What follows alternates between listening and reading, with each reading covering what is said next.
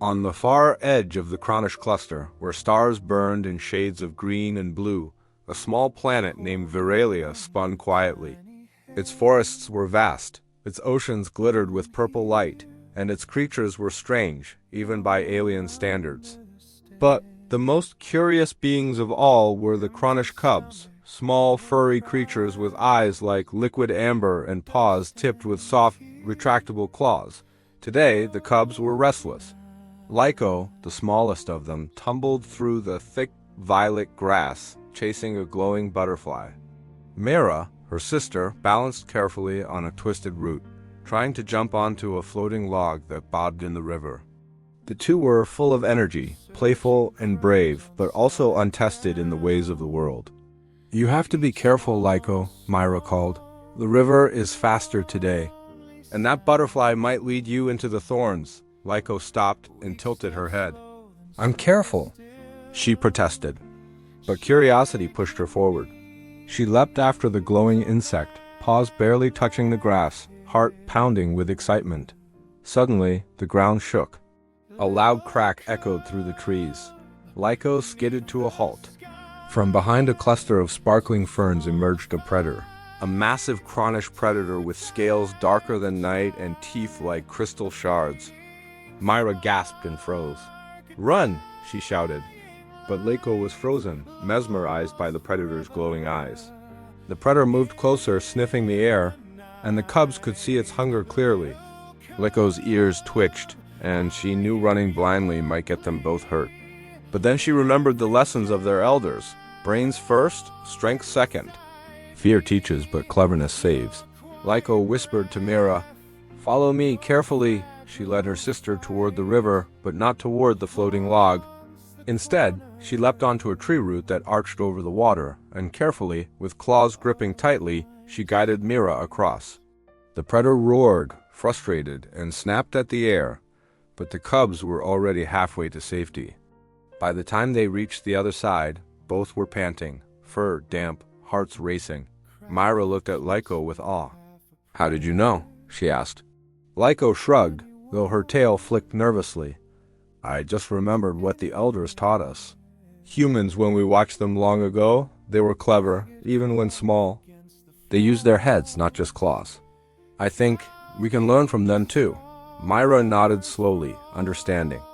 On Viralia, stories of humans had spread across star systems. A species not as strong as the Cronish, not as fast, but somehow extraordinary. Humans survived where others failed, solved problems no predator could match, and even tamed stars in ways the Cronish could only dream of. The elders often whispered, "Never underestimate the mind that thinks, not just the paw that strikes."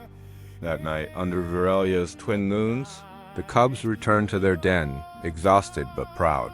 Lyco curled up next to Mira and spoke softly. "Do you think humans were like us when they were young?" Mira yawned.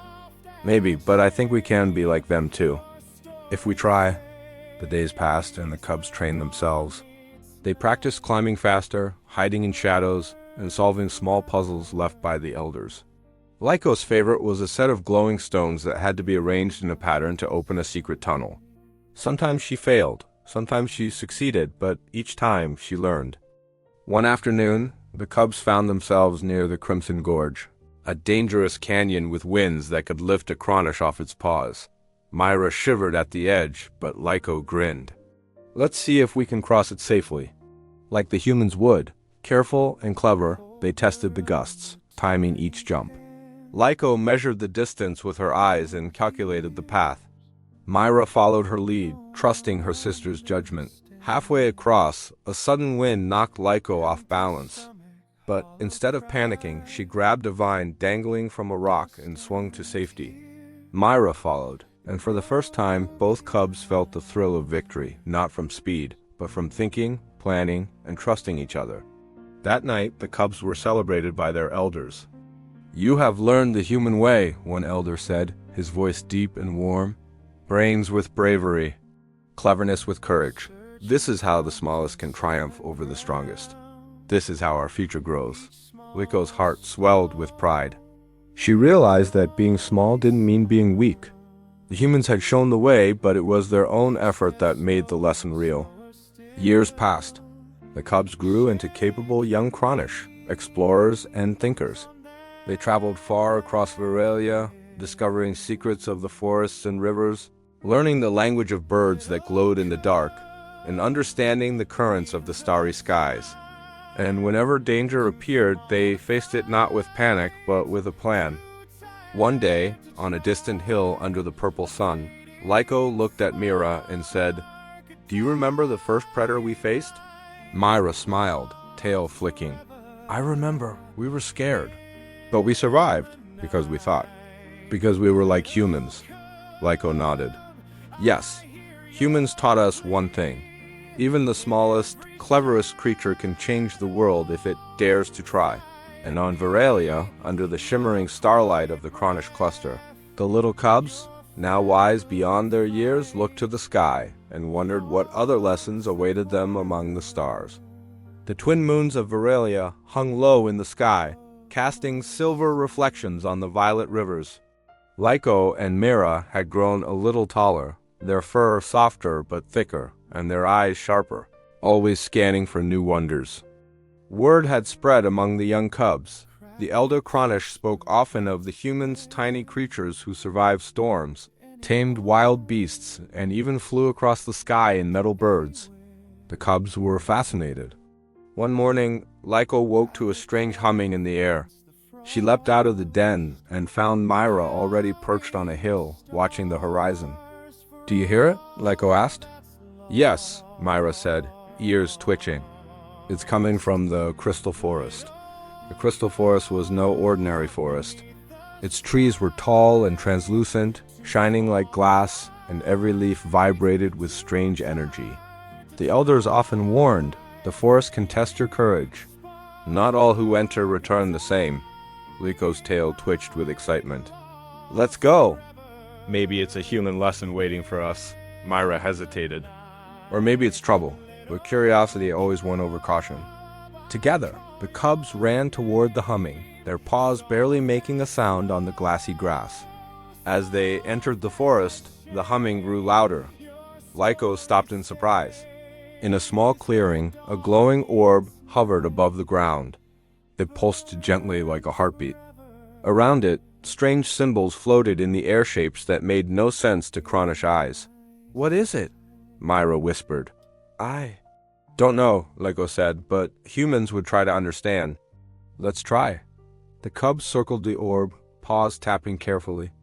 Lyko touched one of the floating symbols with her claws, and instantly a door appeared in the air, a door made of light. A soft voice echoed, "Only the clever and brave may enter. Think, do not fear." Lyko looked at Myra. "This is exactly like the stories of humans. They solved problems no predator could face, simply by thinking." Myra nodded. They took a deep breath and stepped through the door. On the other side, they found a glowing cavern filled with puzzles and traps. Stones that moved when touched, rivers of light that shifted paths, and vines that tried to wrap around unwary paws. For hours they worked together. Lyko noticed patterns in the stones. Myra studied the moving rivers. When one puzzle blocked their way, they tried another. Slowly they learned, patience mattered as much as courage. Mistakes were not failures, they were lessons. At the heart of the cavern, they discovered a small pool of liquid light. The orb from outside floated above it, smiling, or at least the cubs thought it smiled. Lyko stepped forward and touched the pool. In a flash, visions filled her mind. Humans exploring oceans, climbing mountains, building strange machines, laughing, failing, and trying again. They never gave up, Lyko whispered. Even when everything was dangerous, Myra's ears flattened. Even when they were scared, they kept going. That's why they survived. That's why they mattered. The orb pulsed once, sending a wave of warmth through the cavern. A small glowing token floated down a crystal no bigger than Lyko's paw. "Take it," the orb said. "This is the gift of human courage. Remember it, and teach it." The cubs took the crystal and left the cavern, hearts racing. Outside, the crystal forest seemed calmer, almost welcoming, as if it recognized their bravery. On the way home, Lyko held the crystal tightly. "We have a responsibility now," she said. "Humans taught us cleverness and courage. We must share it with others, not just survive, but help our world grow." Myra nodded. "We can start with the younger cubs, teach them to think, not just run.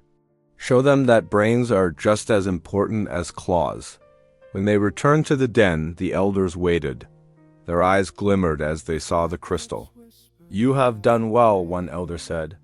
"You have learned what humans showed us, that courage is not just fearlessness, but facing fear with thought. That strength is not just in claws, but in cleverness, and that the smallest creature can change the world with wisdom." That night, Lyko and Mira curled together, gazing at the stars. Somewhere far beyond their little planet, humans moved through their own adventures. And here, two little Cronish cubs carried their lessons: the courage to face the unknown, the patience to solve puzzles, and the cleverness to survive against all odds.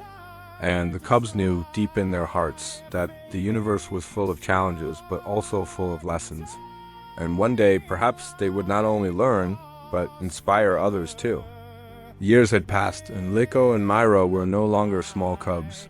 Their fur was sleek, their claws sharp, but their minds sharper still.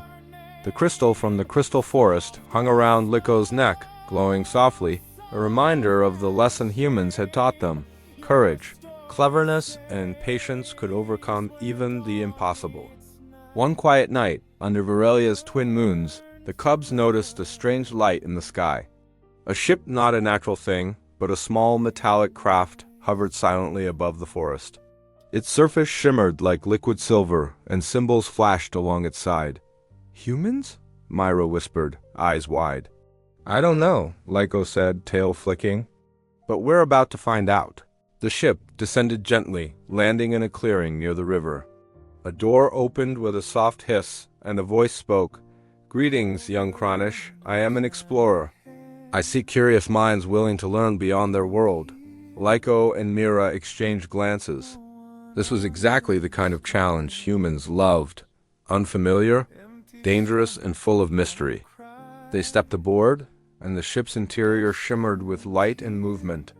Panels glowed with unknown symbols, and through the viewport, stars stretched endlessly in every direction. "Your first lesson," the voice said, "is that space is vast and unpredictable. Strength alone cannot survive here. Cleverness, cooperation, and courage will." The cubs nodded. Their hearts raced, but not with fear. It was the thrill of excited anticipation. The ship took off, faster than anything Lyko or Myra had ever seen. Virelia shrank beneath them, then vanished, leaving only the dark, endless space. Meteors passed by like falling sparks, and distant planets glowed like lanterns in the void. Suddenly, alarms blurred. A rogue asteroid field appeared ahead, spinning chaotically. The ship shuddered. "Quick thinking is needed," the voice said. "Observe, plan, act." Lyko's paws danced across a glowing panel. She calculated angles, watching the asteroid movements carefully. Myra followed, adjusting shields and steering controls as Lyko guided them. Slowly, the ship weaved between rocks, dodging collisions with careful precision. When the last asteroid passed, the ship drifted in silence. The cubs were panting, tails high, but triumphant. "You did well," the voice said. "Humans survive dangers like this, everyday storms, wild animals, strange lands, by thinking. They do not panic, and they do not act blindly." The cubs realized something important. Humans weren't the strongest, but they survived because they learned quickly, planned carefully, and never gave up. As the journey continued, they visited a small moon covered in glowing fungi, a planet where oceans were made of liquid crystal, and a comet that sang as it moved through space. Each place tested their intelligence, patience, and courage. And each time, the cubs remembered the lessons of their home. Brains first, courage second. On one distant planet, the ship detected a trapped alien creature, its wing caught under fallen rocks. The explorers on board hesitated. The creature was enormous, stronger than any predator on Virelia. Lyko whispered to Mira, "Strength won't help." Humans would look for a clever solution, working together. They guided the ship's robotic arms to lift the rocks without crushing the creature. Myra calculated angles and pressure. Lyko gave instructions from her observations. Step by step, they freed the alien. The creature looked at them, eyes full of gratitude, and then soared into the sky, leaving trails of sparkling dust. "You see?" the voice said. "Courage is good, strength is useful. But cleverness working together, thinking ahead changes everything." Finally, the ship returned to Veralia. The cubs stepped onto the ground, their paws on familiar violet grass. Yet, they were changed. Stars had taught them patience, planets had taught them observation, and the cosmos had taught them that cleverness was the truest power. Lyko held the glowing crystal, now dimmer from years of adventures, and smiled. "Humans taught us one thing that Veralia alone never could. The universe is big, and clever hearts can reach anywhere." Myra nodded. "We will teach this to every cub. Not just to survive, but to thrive. Not just to be brave, but to think, to solve, to wonder." Under the twin moons, the cubs looked to the sky. Somewhere, far across the stars, humans moved through their own adventures. And here, on a small planet in the Cronish cluster, 2 cubs remembered, learned, and prepared to lead the next generation, showing that even the smallest creatures could leave marks across worlds. And the universe, full of challenges, mysteries, and endless stars, seemed just a little brighter. Thanks for watching our story today. If you enjoyed this cosmic adventure, be sure to hit that subscribe button for more tales from across the galaxy.